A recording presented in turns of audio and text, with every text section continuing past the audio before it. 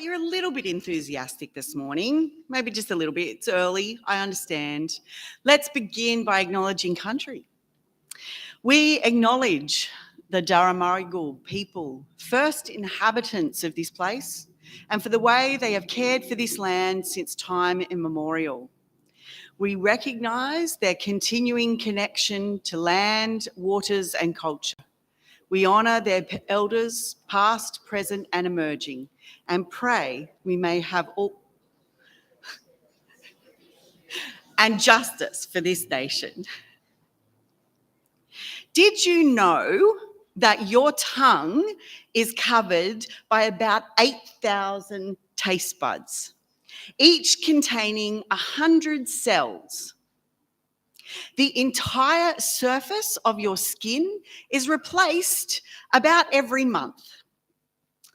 Information zooms along the nerves at about 400 kilometres per hour. Your cornea, the front section of your eye that's clear, doesn't receive oxygen from your body, but actually directly from the air. Your heart beats 100,000 times a day, and it never gets tired. Did you know that your heart can sync to the rhythm of the music that you're listening to? I wonder what that means as we sing our songs together. If our hearts sync to the music and we sync with each other, I wonder if that syncs us together. So please say with me, we truly are fearfully and wonderfully made. We're going to stand and sing song number 143, if you need it close to you. Immortal, invisible God.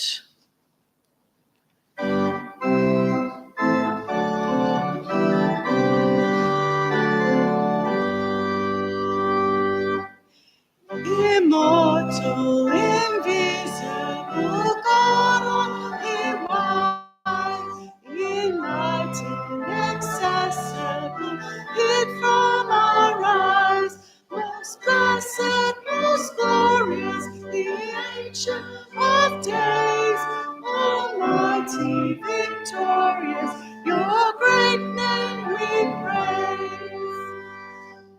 Unresting, unhasting, and silent as light, nor wanting, nor wasting, but ruling in might.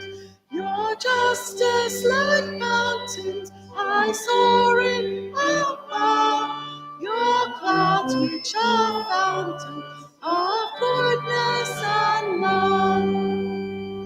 You give life to all, to both great and small. In all life now living, the true life of God. We blossom and flourish as leaves on the tree. Then wither but ever, unchanged you will be. Great Father of glory, good Father of light, your angels adore you, all veiling their sight. Of all your rich graces, this grace, Lord, impart. Take the veil from our faces, the veil from our hearts. All praise we would render, reveal to our sight what He is in and so like true glory, almighty impart, and blessing us.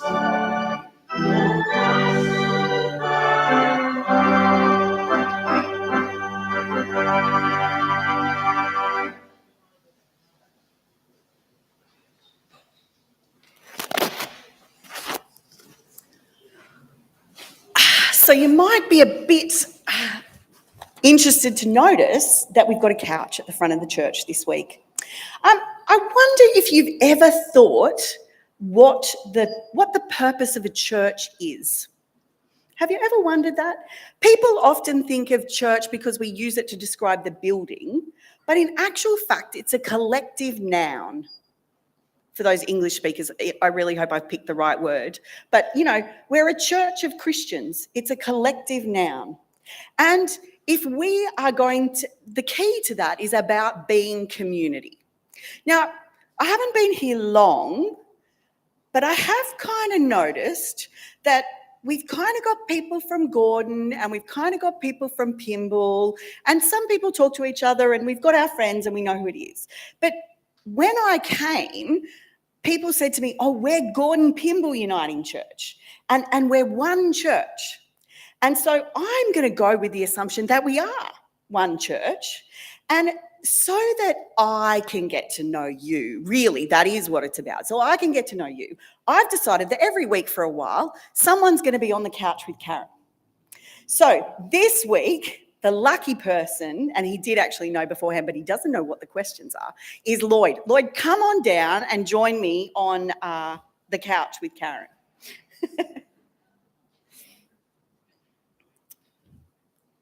Morning, Lloyd. How you going? I'm going just great. Great. So into this thing. I know, it does a bit, isn't it? It's quite comfortable. Yeah, surprising. Okay, so who are you? Who am I? Yeah. That's not an existential question. It's just a couple of facts. Sure. Well, Lloyd, right. It means grey-haired in Welsh. And it's taken 40 years for me to grow into my name. Okay. And Edward is my second name, which is I'm the fourth generation of Edwards. So my father was Neil Edward, my grandfather was Edward William. I think the one above that was Edward. So I am a person in a DNA line. Where the name goes. Where the name indicates the DNA line. Oh, I like it. That sounds good. So what's your part in this community here? See, everyone goes, must be the chair of council. That's what I'm fishing for here. Is that what you're looking for? That's what I'm looking for. I'm the chair of council. He's the chair of council. Also, I would go so far as maybe saying our local prophet, maybe. I don't know. So how did you come to be at this church? We had, up until about 20 years ago, we'd moved every 5 years to a significant new place in the world. So we lived in Darwin, Melbourne, Seattle. You can tell where I lived because I have the accent of the local place. And Newcastle in the UK. And then we came back to Australia and we went, where would we live? And we picked all the family and went in the middle, which happened to be about Gordon-Pymble St Ives. Okay. Then we went around looking for churches and we went to something that felt too happy-clappy and our children looked at us and went, we're not doing this next week. And we sort of got drawn towards Nicola's brother's church, which was this one. But we're quite different to Neil. And so I suppose we got involved. I know Neil, and that's true. Yes. And so we got drawn somehow, but there's an essence to this place that we've stuck with. I don't know what the essence is. So how long have you been here now? 18 years. So that 5 year, we broke the drought. We did. It's the longest place I've ever stayed somewhere. It's weird. I keep thinking I need to move. Please don't, just for a little while. Good. Okay. So what's your favourite thing to do? We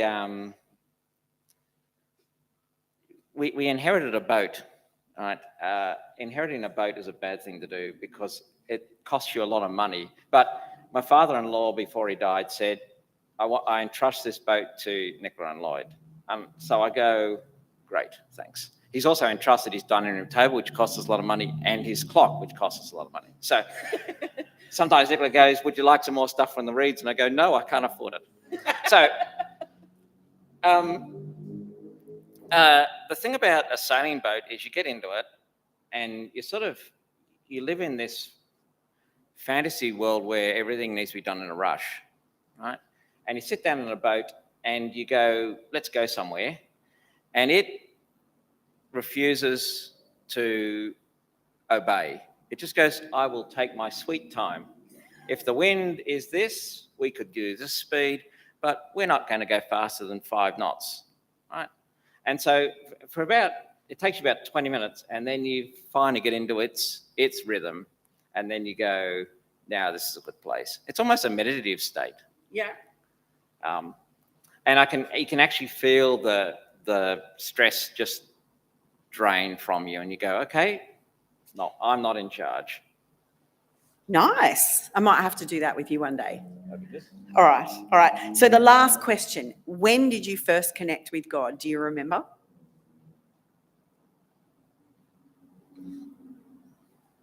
My first memory. Yeah. So one of the ideas of your first memory is that it actually indicates your theology or your thinking of God, right? So here I am. I'm in preschool and I'm having my midday sleep and I wake up, and so this may be a constructed story, guys. This may not be real, right? But this is my memory. So probably 3, call it 3. And so I wake up and the last person is leaving the door, right? So I look down, I see my shoes, I have to put my shoes on, don't know how to do the laces, right? But everyone's gone. So I tied them in overhand knots, the length of the lace, right? Because I don't know how to do the other bit yet, but I can do the overhand knot thing. So the story of Lloyd is that I may not know how to solve a problem, but I'll just figure my way through. And there are lots of ways of solving problems, and that was probably just as good. I don't know. I have no knowledge of whether I actually did this and whether I got home and my mother spent the next 4 hours untying the lace. And that, I suppose, maybe sometimes when everyone's left you, there's still God there going, well, you just tie them like this. Maybe that's how it works. That's Okay. it. Great. That's good. Well, thank you, Lloyd, for joining me on the couch today. It's been good getting to know you. Can we give Lloyd a round of applause to say thank you? So watch out. You might be the next person who's on the couch with Karen.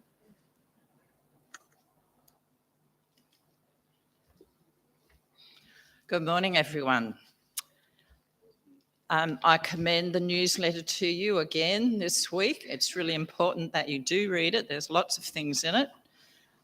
Just want to mention the fantastic Harmony Day event that we had at the Gordon Church last Thursday. Leslie did an amazing job at organising it. We had over 180 people through the church. It was just incredible. So the helpers were kept very, very busy all the time. And all the singers, the dancers, the drummers, it was just incredible. So do have a look at that, some lovely photos there. And if you didn't come, you don't know what you missed out on. If we have it next year, just think about coming. And the other important thing, very important thing, is Easter Experience, which actually starts tonight with a run through for everybody, and people are invited to come and experience the Easter story themselves. We've turned the church into Jerusalem.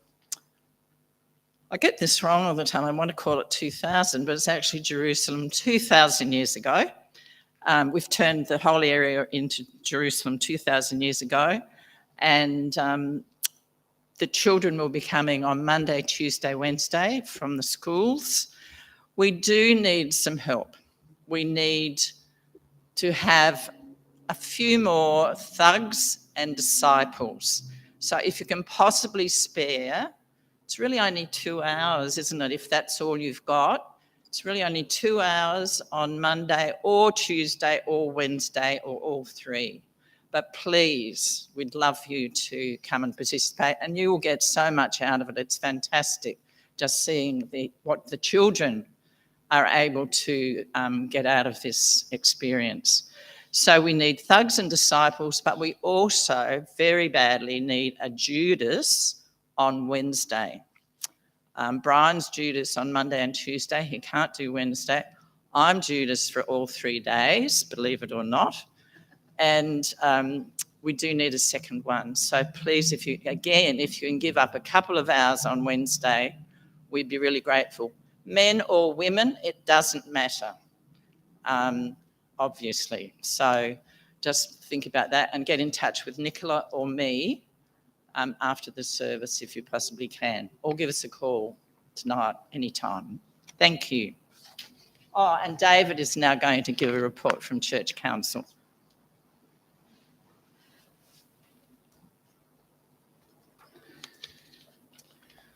So, our Church Council met last Wednesday evening, and some of the matters we covered are as follows. We welcome Karen to her first council meeting and spent some time hearing how busy she's been, firstly meeting all our congregants and staff and attending GPUC activities, and secondly meeting with the local Uniting Church schools. We also discussed some areas which particularly require Karen's focus and some of Karen's ideas for the future. Then the Treasurer reported on our income and expenditure for the first 2/3 of the current financial year. Overall, there was a surplus for the 8 months, $8,000 odd in excess of the budgeted surplus. Giving was about $5,800 above budget, but a couple of significant revenue items included in the budget haven't worked out, including room hiring fees, which have fallen behind by about $19,500, largely due to Ravenswood's after-school care centre not proceeding. But fortunately, bequests substantially exceed budget. Expenses were slightly below budget, apart from the maintenance and refurbishment required for the Pymble Manse. Now that work has been partially completed and is proceeding according to plan. As reported previously, the total cost is likely to be around $110,000, excluding GST. A working bee will be required to clean and polish up the manse before Karen and her family move in on the 11th of April. The Council continues to devote much attention to the Uniting Church's safe church requirements, which aim to minimise the risk of physical, psychological and sexual abuse of children and vulnerable adults. We're seeking to come to grips with the extensive policies and procedures in this area and to arrange for relevant GPUC people to undergo the necessary training. We'll also be putting on our website more information about the Council, its teams, their charters, and the policies and procedures applying to GPUC. Lots of entertaining reading for you all. Thanks.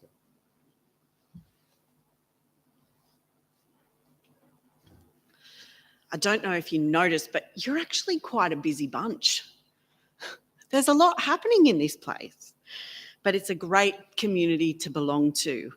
And I'm hoping that over coming years, we can continue to grow that with more people wanting to belong to what we have here. Let's pray together.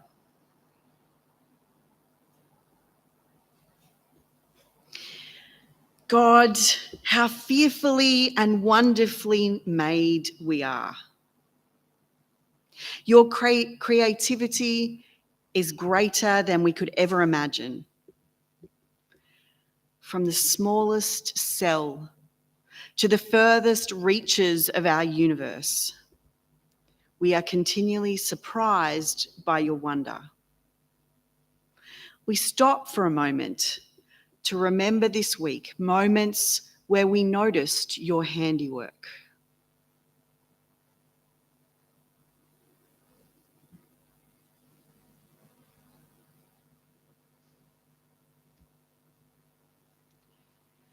Your ways, God, are a mystery. You sent us, Jesus, to help us know you more. But God, sometimes in trying to follow the way he shows us, we have more questions than answers. We can feel so removed, so distant. But this is not you. You are closer than our breathing. So God, why is it so hard to know this when we need it most? We long to connect to you, to deepen our relationship with you. Well, that is some days. Other days, we just want to have a good round of golf or find the perfect parking stop. Some days, we are frustrated and short-tempered. Our expectations of others are far from fair. We are filled with if-onlys. If only they did what I wanted. If only they gave me what I want and need. If only they understood. Help us, God. Help us to discern between what it is we want and what we really do actually need. Help us to be quick to understand rather than be understood. Help us to see your hand at work and the invitation to participate. Help us to be still long enough that you become clear to us. Show us all the others you have called to be part of your community. Open our eyes and our hearts to allow them in. Help us to make room to listen and to love. God, we know that this is a picture of our best selves, who we wish we were. Work with us, don't give up on us. May this become a reality. Amen. Hear the good news. Our God is a God of love, and that love is so great, it's beyond our imagination. Remember, you are forgiven. Thanks be to God. We've got a bit of an exciting change this week. Got a bit of a drama happening. So it's called a story snapshot. So all those involved, please come forward.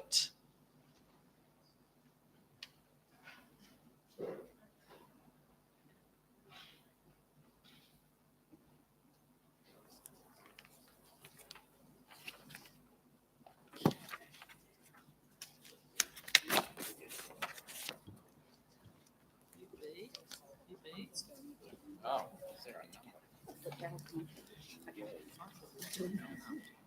Right, who's in the first three? I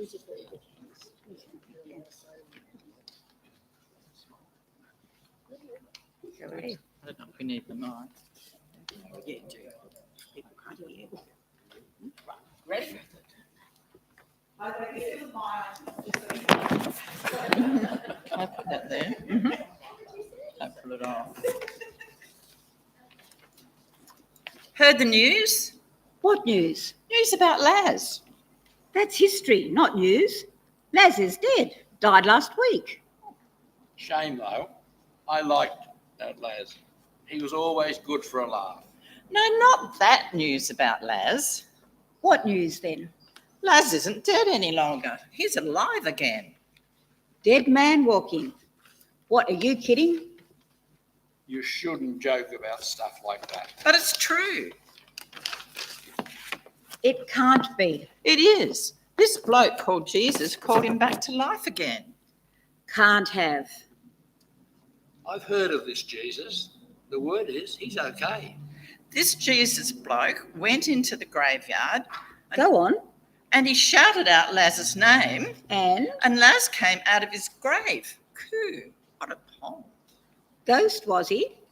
All white sheets and spooky? No, he was alive, I tell you. He was Laz, scared and shaken like, but he was walking and talking. Rubbish. I've never heard of anyone really coming back from the dead before. Go and have a look through Mary and Martha's window if you don't believe me. Why should I? Because Laz is there, eating, talking, breathing.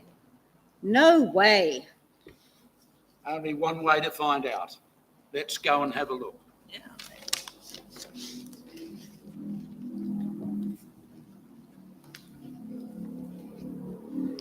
Me, I'm Mary. It's my brother that's dead. My eyes are so sore, I just can't stop crying. Everything seems to happen to us. Lazarus was only a child when our parents died. First our father, then just months later our mother. Martha and I brought him up. It was a struggle. Neighbors helped, and we survived. When Lazarus got ill, we tried to get Jesus to come. We sent him a message. He loved Lazarus, and he could have healed him.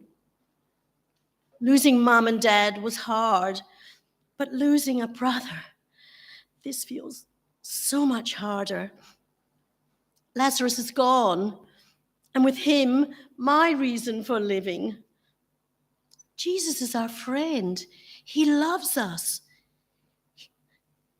Why wasn't he here when we needed him most?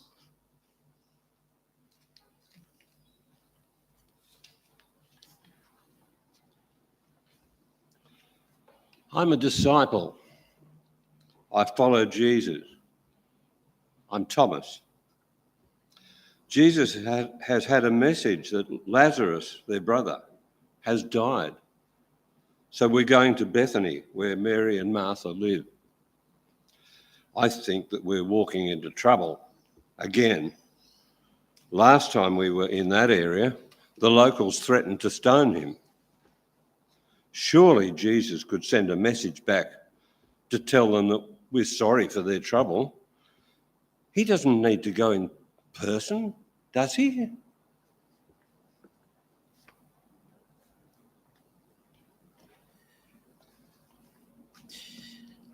Open the grave?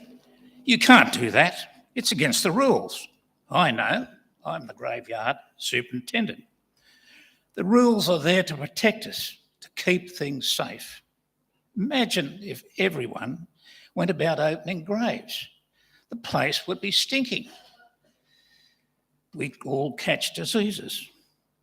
There's a proper time and place to grieve and proper way to do it. So don't let your emotions run away with you. Lazarus is dead and buried. Accept it. Say your prayers and get on living.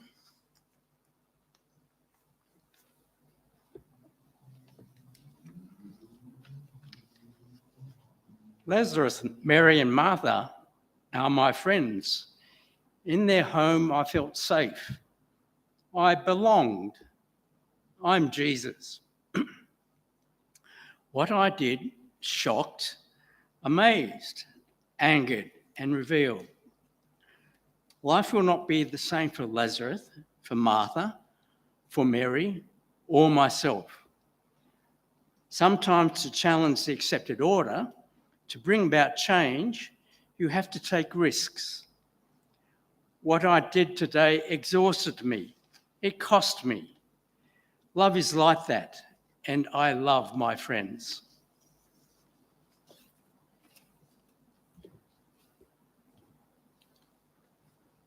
Well, I am Martha, the practical one. I'm the one who, with Mary, brought up my brother. I nursed him in his last illness and organised his burial. It's not that I wasn't grieving with my sister, I just kept feelings to myself. We had sent for Jesus, but for some reason, maybe he didn't get the message in time, but he didn't come until it was all over. He arrived later, talked with me about resurrection, wept with Mary, and then brought Lazarus back from the dead. It was amazing. I still look at Lazarus sometimes and wonder if I dreamt it. Jesus, my friend, he's practical and sometimes a bit crazy.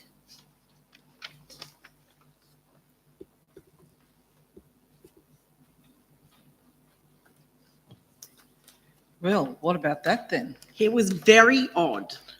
I'd only gone to pay my respects to the sisters. Me too. I saw it all. The whole thing. I'd heard about this Jesus before, a teacher, they say. And a healer.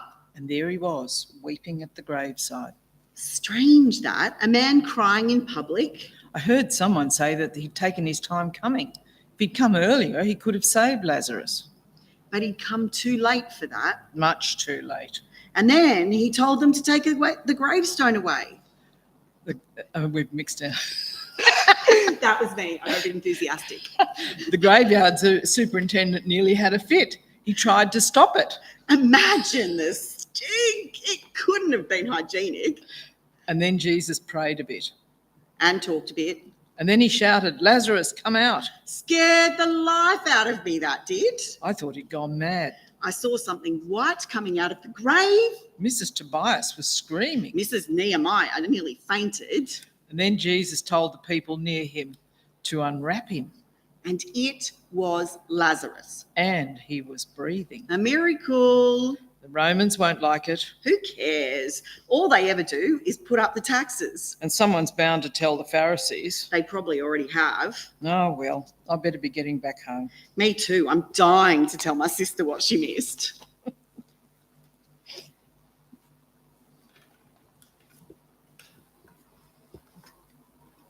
They tell me I was dead. I remember being really ill. And then I woke up because someone was calling my name, Lazarus. When I tried to get up, there were strips of cloth tied around my hands and feet and a cloth over my face. I was scared. I tried to move towards the light. Someone said, "Untie him." The first thing I saw was Jesus, my friend, and he'd been crying. Now, when I walk down the street, people still point at me. Even those who know me well, they seem scared, afraid to talk to me. Even Mary and Martha seem to have changed. It's as if they were still looking after me like when I was a child. I didn't ask for this to happen. I don't want to be different. I don't want to be avoided and tiptoed around. I want to turn the clock back. I want everything to be the same as it was before.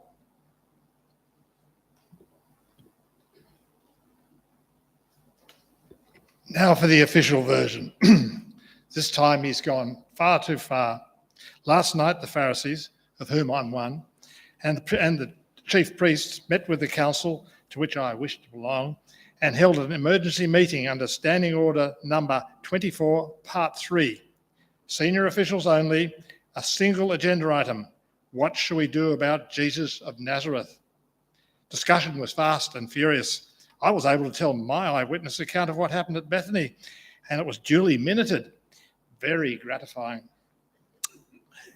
Outcome, decision made according to Standing Orders number 26, Part 2A. The recent actions of Jesus of Nazareth constitute a danger to the public order and a threat to religious authority. This man needs to be removed. Plans to dispose of him will be formulated and executed at the earliest possible opportunity. End of meeting. Very satisfying.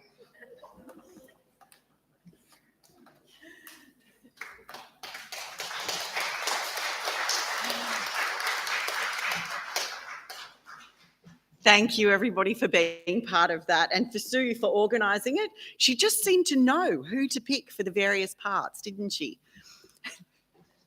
We are going to sing again now, so everyone can be part of it as part of the storytelling.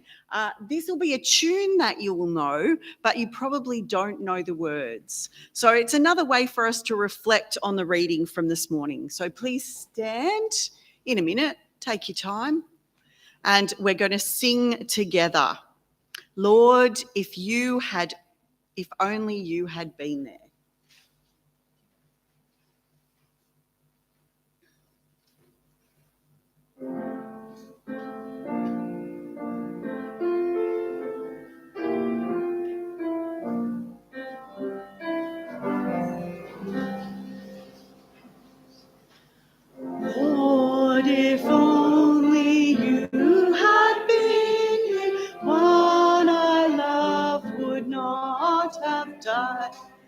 Martha shared her grief with Jesus. In this way she sadly cried. Jesus said on resurrection, Martha, do you know it's true? I'm the life for which you're longing. She said, I believe in you. Lord, if only you had been here. Jesus heard these words again. Mary sitting home and waiting spoke to Jesus of her pain. So our Lord was deeply troubled in this world of death and sin. Sometimes all we see is struggle, death and evil seem to win. Lord, if only you had been here, we cry out when things goes wrong. When our grief is overwhelming, when life's troubles seem so strong, then, oh Lord, we hear your answer. I am resurrection.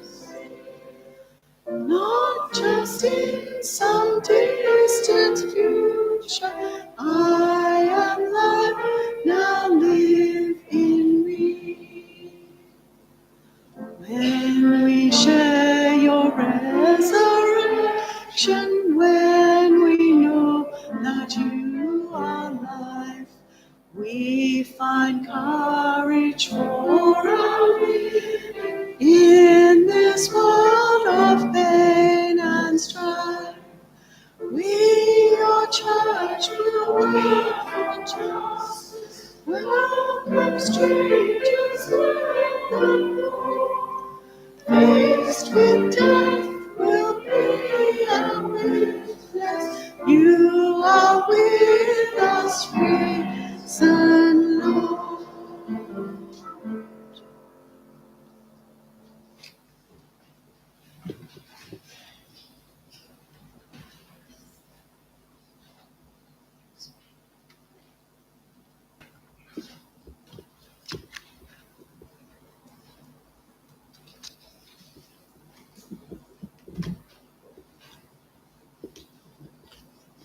I think with that beautiful presentation we've just witnessed, that the Bible story is going to follow almost the same as you've just presented to us.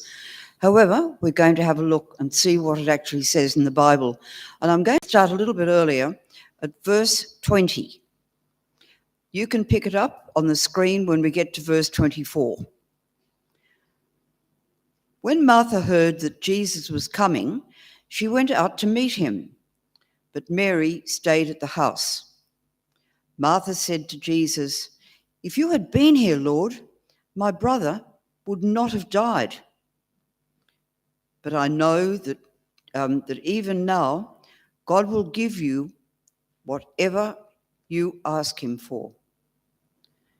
Your brother will rise to life," Jesus said to her. Now we're going to go to verse 24, which is on the screen, and you can follow it there. Martha answered, "I know he will rise again in the resurrection at the last day." Jesus said to her, "I am the resurrection and the life. The one who believes in me will live, even though they die. And whoever lives by believing in me will never die. Do you believe this?" "Yes, Lord," she replied. "I believe that you are the Messiah, the Son of God, who has come into the world." After she'd said this, she went back and called to her sister Mary. "The teacher is here," she said, "and is asking for you." When Mary heard this, she got up quickly and went to him. Now Jesus had not entered the village, but was still at the place where Martha had met him. When the Jews who had been with Mary in the house comforting her noticed how quickly she got up and went out, they followed her, supposing she was going to the tomb to mourn. When Mary reached the place where Jesus was and saw him, she fell at his feet and said, "Lord, if you had been here, my brother would not have died."